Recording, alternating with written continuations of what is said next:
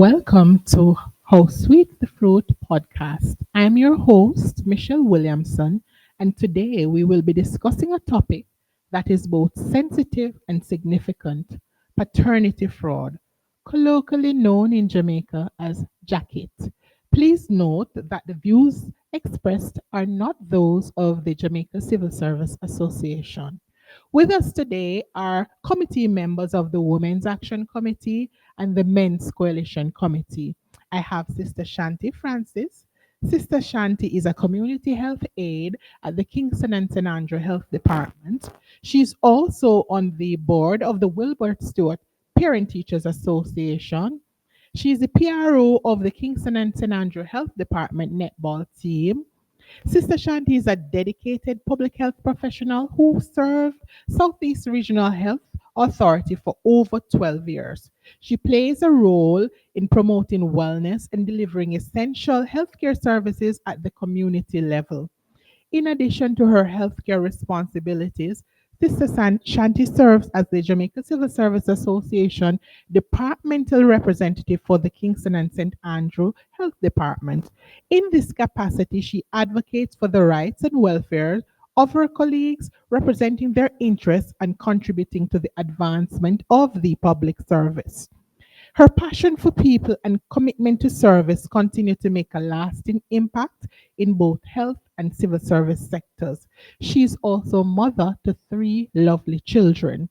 With us also from the Women's Action Committee is Latoya Spence JP. Sister Latoya is the Chief Internal Auditor at the Ministry of National Security. She's also co-chair of the Women's Action Committee. She's an executive member of the Jamaica Civil Service Association. She's also a dynamic and committed public servant with over 27 years of distinguished service in Jamaica's public sector. She began her career in 1998 at the Jamaica Customs Agency and has since served across several key ministries. A justice of the peace and an agile leader, Sister Spence has remained steadfast in her commitment to public advocacy and institutional integrity.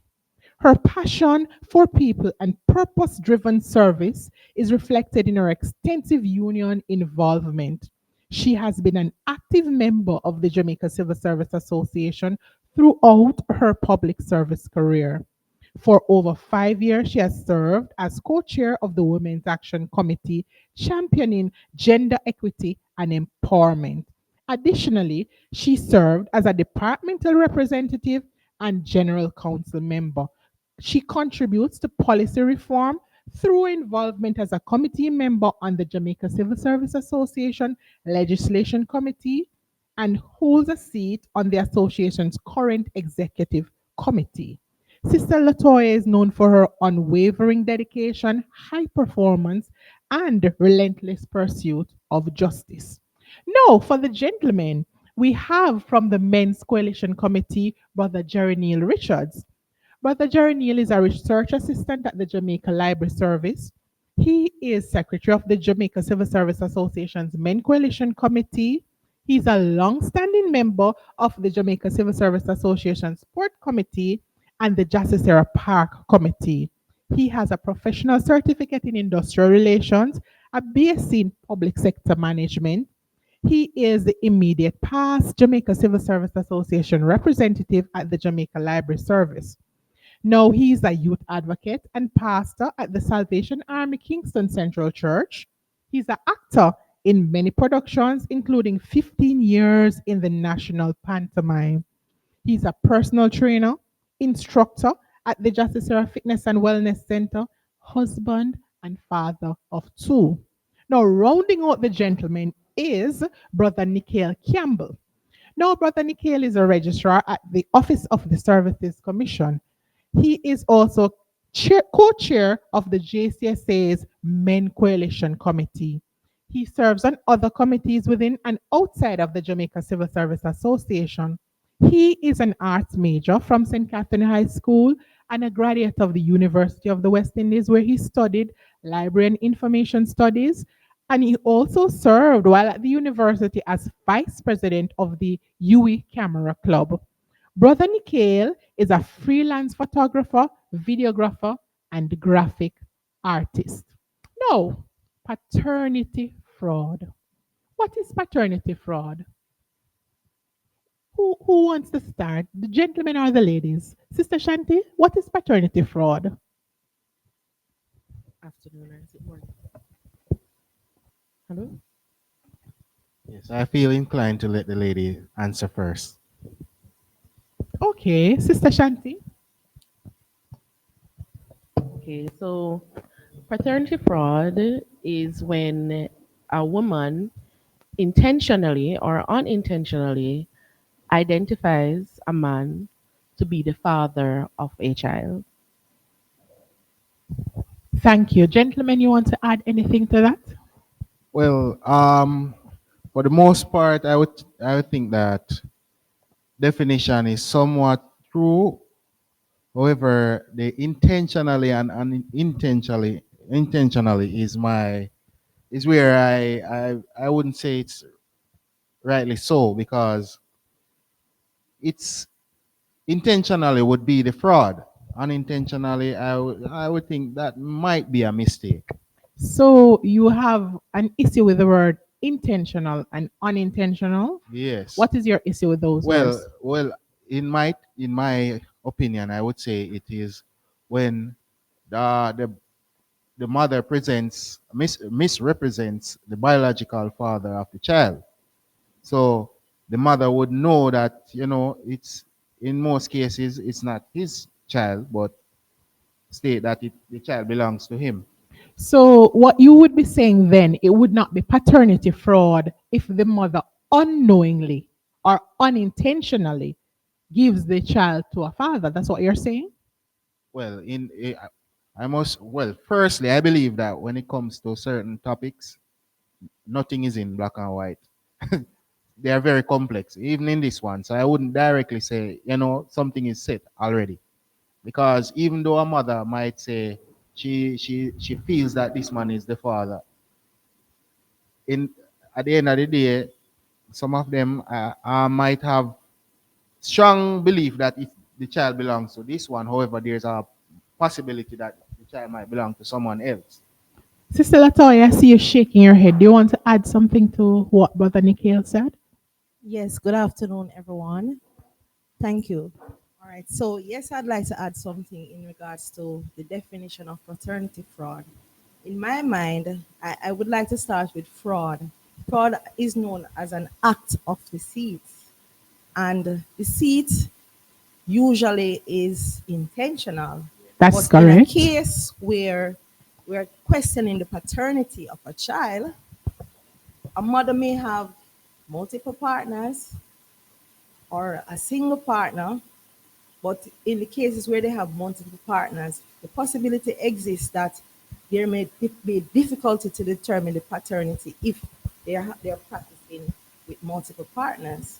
So I would say that it is not necessarily intentional.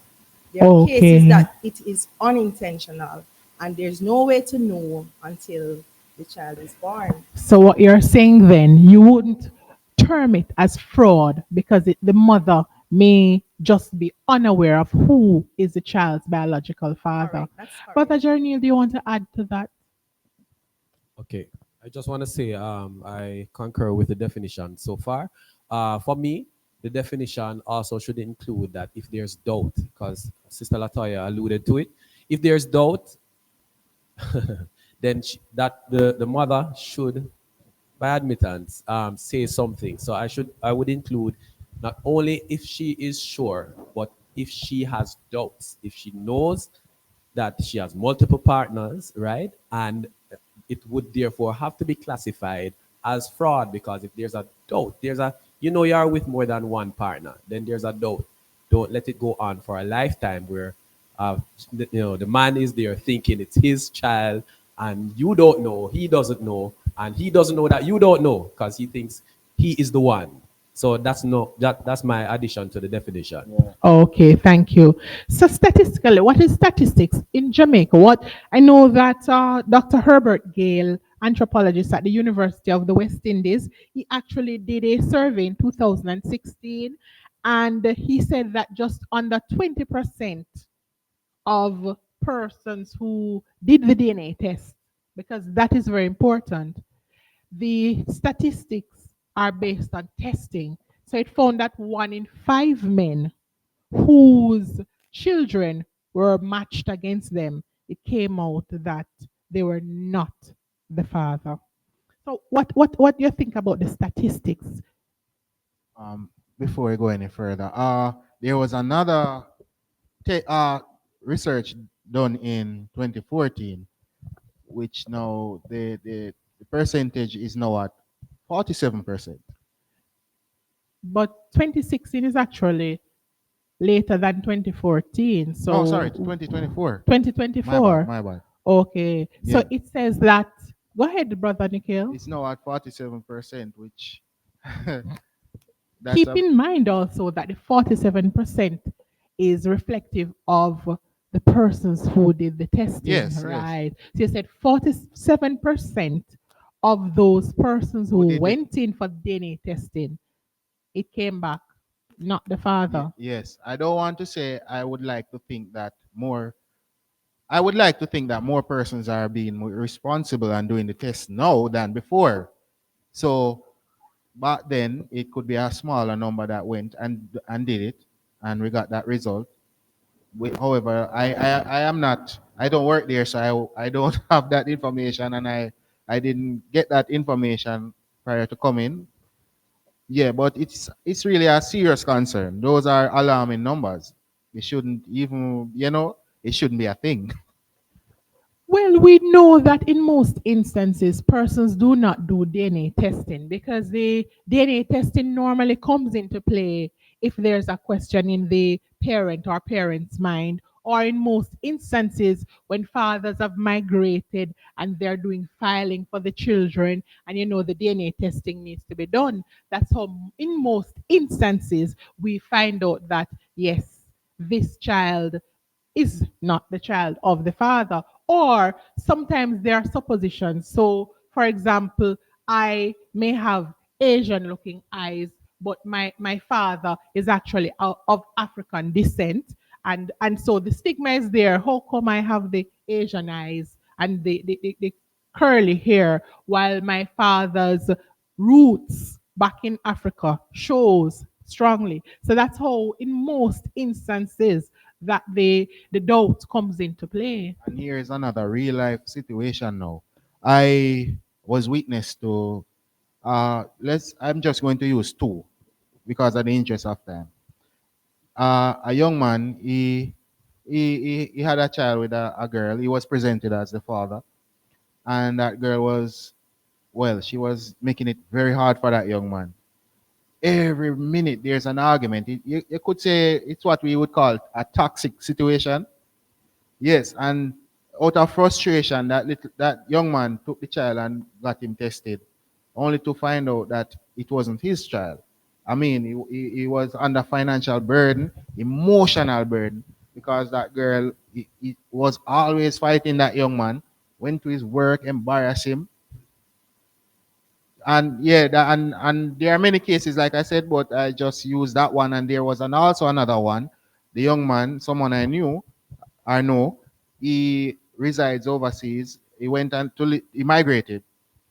The girl made his life very hard, financially, emotionally. She was always stressing that young man. When he came out to Jamaica, he couldn't handle it anymore, so he went and did the test, only to find out it wasn't his. I know that there are stories. Sister Shanti, you work in healthcare. What has been your experience? Have you had experiences where you've worked with persons who perhaps have shared with you, or you've seen situations where boy, this child may not be the biological child of a gentleman?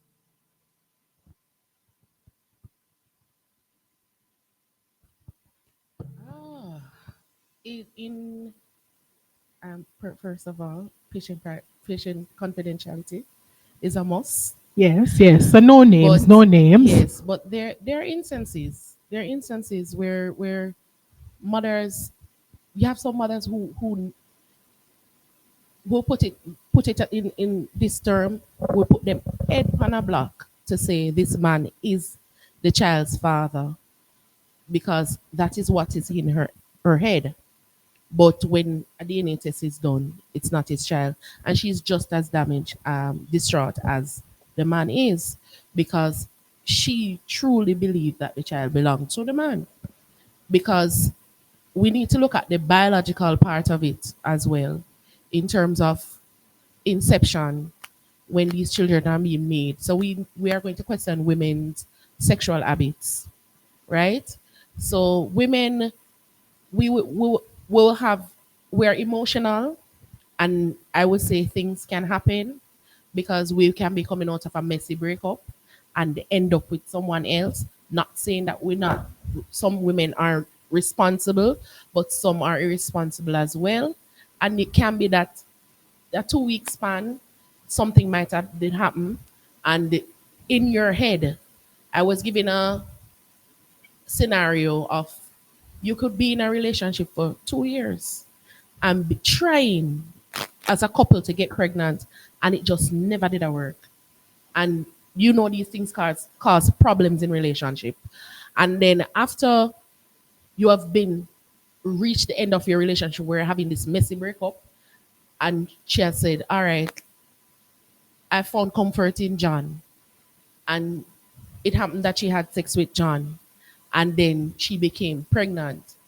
In her mind, she's thinking this child belongs to John because I've been with my partner for 2 years Right. and trying to get pregnant and not getting pregnant. Okay. But then at the end of the day, the child might just be her partner's and not John's, Okay. because these Okay. things happen.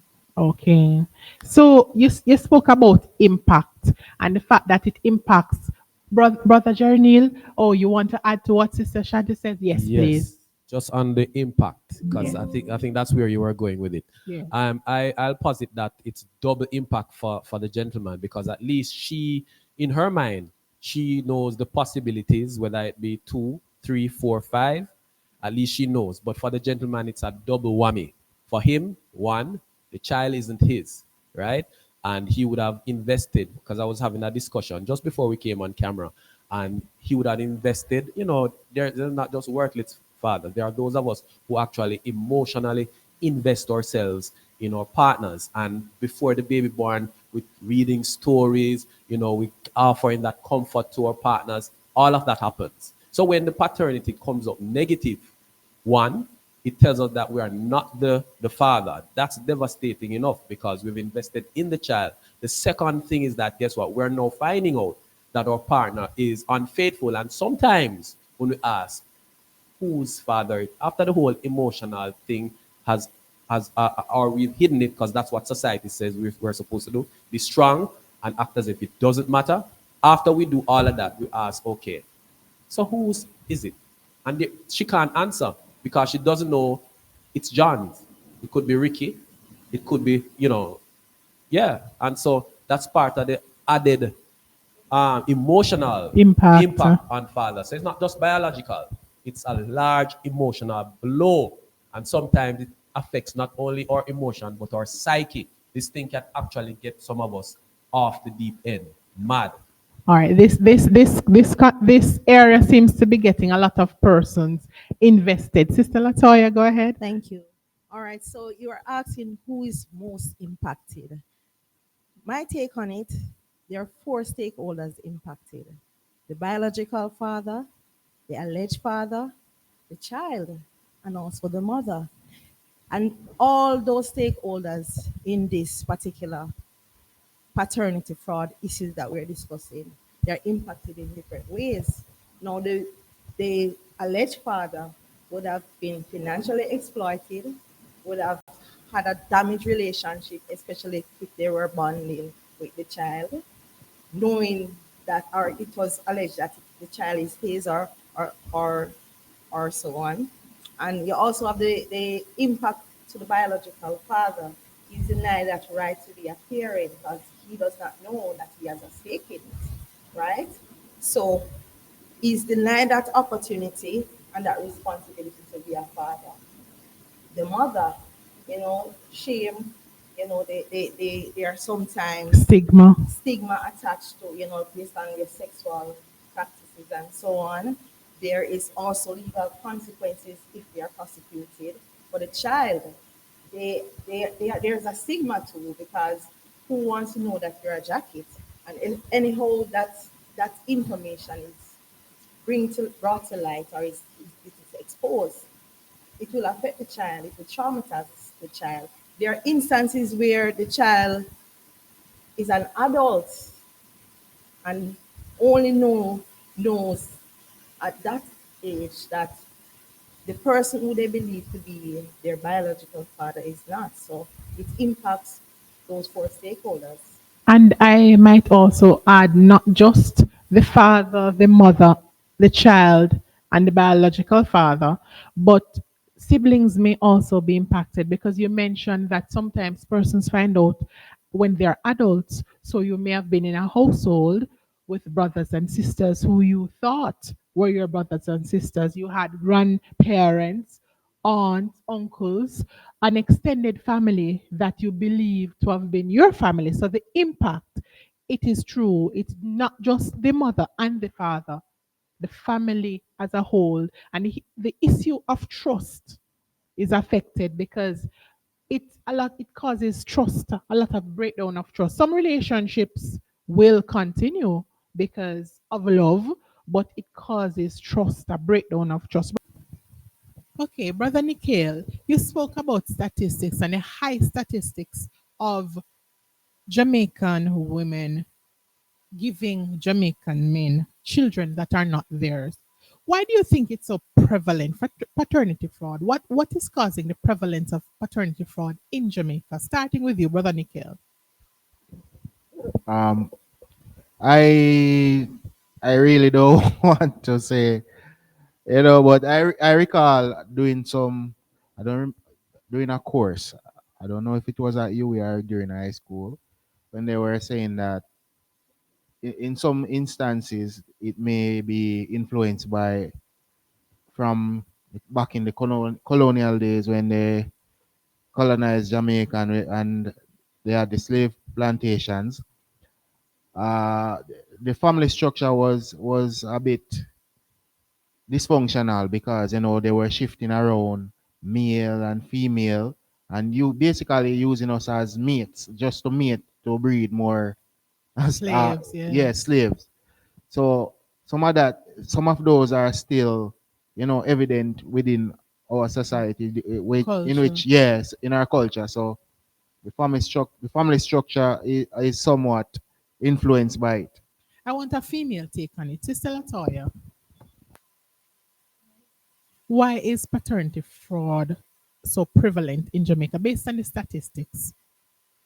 Why is it so prevalent? What do you think is the cause?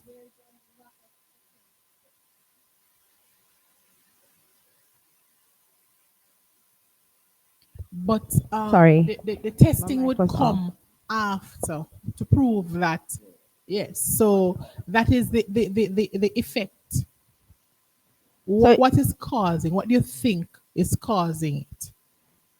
from the woman's perspective, it would have to be the social stigma and female sexuality leading to whether secrecy or shame. They don't want to be exposed. So Okay, they tend okay. to keep the information because the scenarios that were given by my sister Shanti earlier, where They they may be with engage in partner more than one A and partner partners, B. but Okay, they have an assumption that it might be father A or father B, but because of that shame, that stigma okay, that is attached, they tend to go silent and okay, okay. hope that it work Brother out the best Jarnil, way.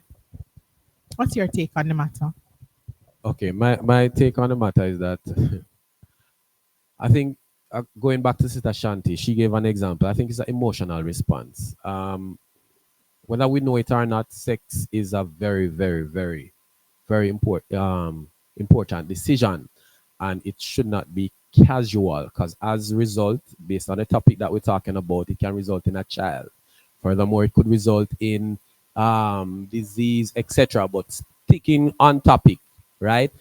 It's very important that when we are emotional, despite the circumstances, we need to make responsible decisions. So I think maybe society is just saying you can have whatever you want whenever, based on the television and society. So it could be the high rate of paternity fraud is because um, the I don't want to use the word that brother Nick here used, but let's go there. The fraudsters are making emotional decision when it concerns sex. Therefore, multiple partners will then put in their doubt, who should I put this child on? And it sometimes it comes down to an economic decision. I'm not saying that is right. That is definitely wrong. So let me give it to the person who has the most influence, the most money, who can provide for my child and myself for the rest of my life. And sometimes this happens or occurs multiple times in terms of Sister Shanti, right. you seem to want to jump on the topic. Jump To on it. add, before I'd Yes, like Brother to add, Nikhil. yes, I was just going to mention what he said. Uh, in a lot of instances, as reported by I think is Michael. Also, I don't remember his last name right now, but yeah, he in his article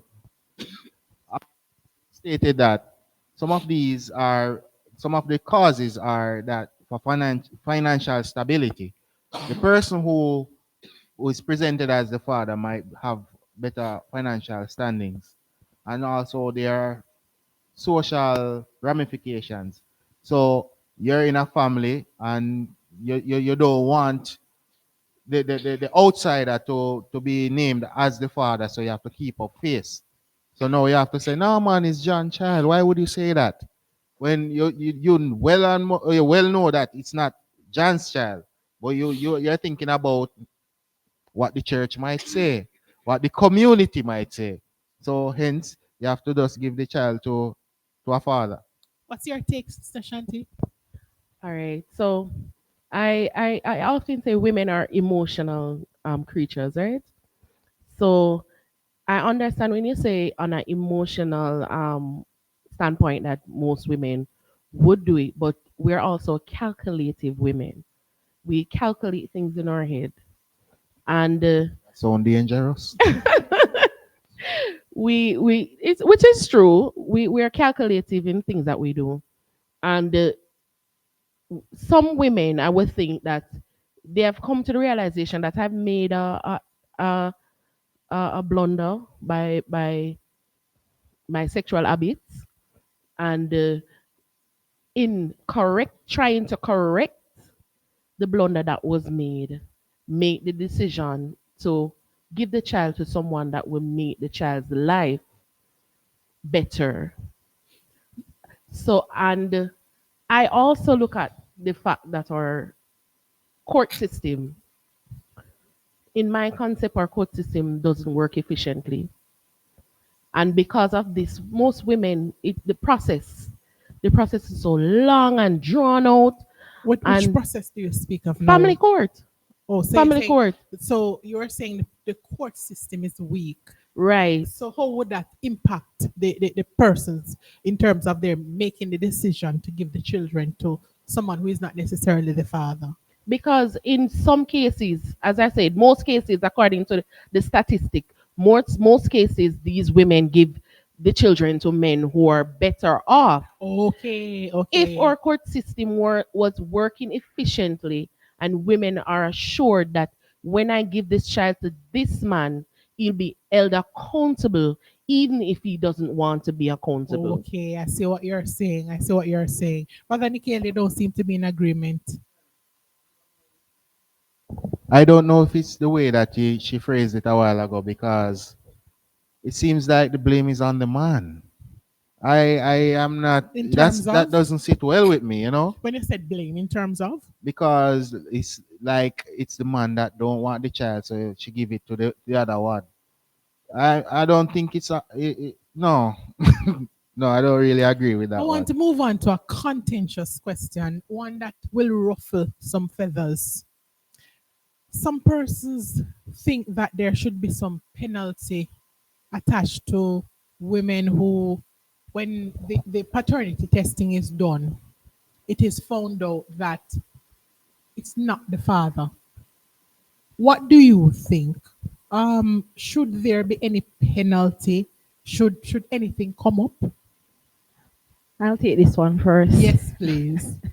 All right. So earlier on we said that the fraud is an act of deceit, right? And I have a problem really with the term paternity fraud because fraud is usually considered criminal. And in this case, paternity fraud is not a criminal offense, but a civil offense. What do we mean by that? Civil meaning that you have other means of prosecuting if the matter goes to a court of law, right? While you have criminal offenses that you will need to restrict the person freedom of movement by confining them to a penal institution. You also have other means of penalizing, because that's the question you asked earlier. Right, There are other right. penalties that you could consider in a case like this. When there is a civil matter in a civil court or a family court, you basically could consider restitution. And restitution is a form of recouping or getting a compensation. So in a case where the alleged father would have been spending or having a financial loss over the period of the child's growth and development, have been spending money to maintain the child, ensure that school fees and all the medical expenses are paid, they would have lost financially because they would have invested in that child. So I'm saying the restitution as a means or penalty for the persons or the perpetrator of the fraud, so-called paternity fraud, they would probably make some arrangement to refund or reimburse Reimburse. all that Okay. was invested. But a question I ask myself, and I can throw it out to my colleagues too, would the refund or the reimbursement of the financial loss, the monies that were lost, would it be enough? It's not. It can't be enough because you would have bond with the child, their relationship would have been damaged and so on. How do you give that back? To be honest, you understand. So we are not saying that you should lock up the female. There are other means of assigning penalties. It's just like in our penal institution, you have the different institution that deals with the different types of crime, like the tambourine farm deals with lesser crimes as Right. opposed to the Arise and the Spanish St. Catherine or correctional centers. You know, the murderers and the rapists and those persons go to those Okay. institutions, and they are allowed a little more freedom at, Okay. for example, Tamarind Farm. So Okay. in a case that this is not a criminal offense, Okay. So you you're know, the thinking term that fraud at the end of paternity is kind of throwing me off. you say that. I Right. think I Yes, Brother think Nikhil. I think it is a criminal offense because in instances when if a man say he can't pay child support, he will be charged. He will be going to prison.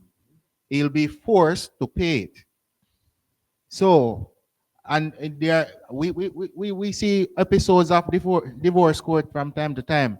Men going to prison for a certain amount of years, and when they come out of prison, that's on their record. It's not easy to get a job.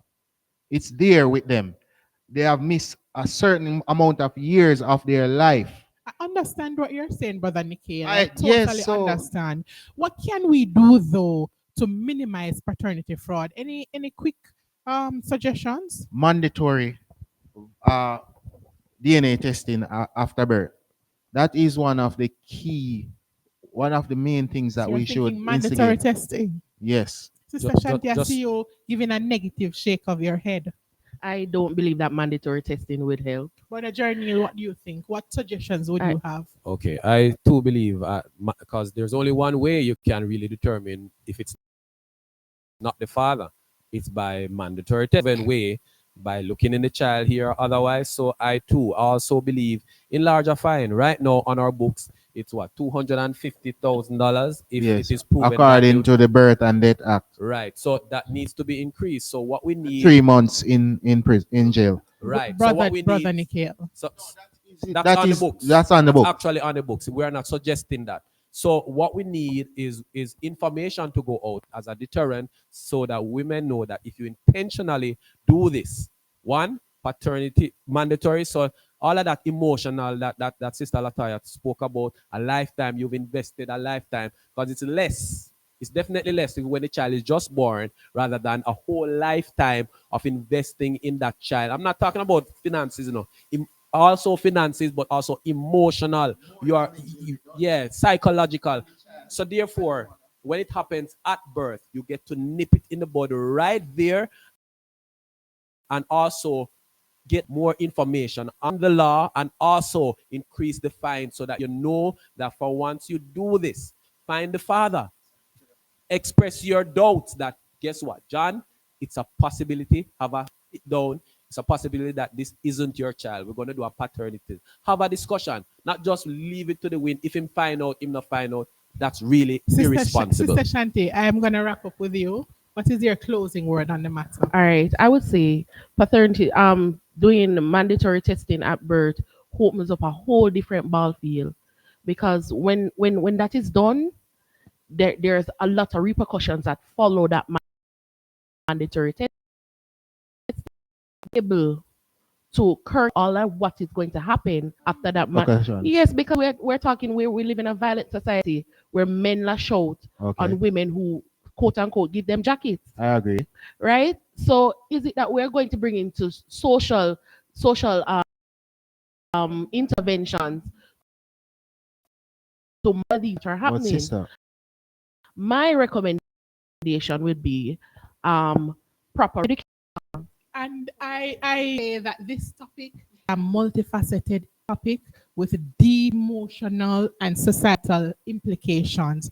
But thank you so much for joining us on this special episode of How Sweet the Fruit. Until next time, stay informed, stay engaged.